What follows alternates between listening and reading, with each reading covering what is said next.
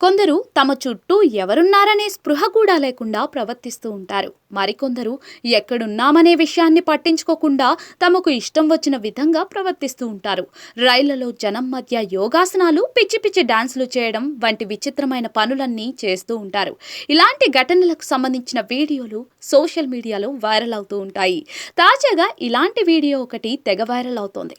Police station లాకప్లో ఓ వ్యక్తి నిర్వాకం చూసి అంతా అవాకవుతున్నారు. ఈ వీడియో చూసిన వారంతా అది పోలీస్ స్టేషన్ అనుకున్నావా, పబ్ సెంటర్ అనుకున్నావా అంటూ కామెంట్లు చేస్తూ ఉన్నారు.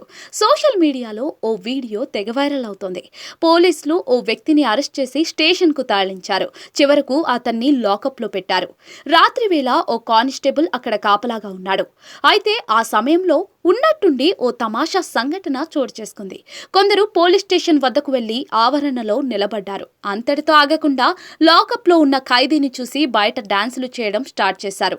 అయితే వారంతా డాన్స్ చేయడం చూసి లాకప్ లో ఉన్న వ్యక్తి కూడా డాన్స్ వేయడం మొదలు పెట్టాడు.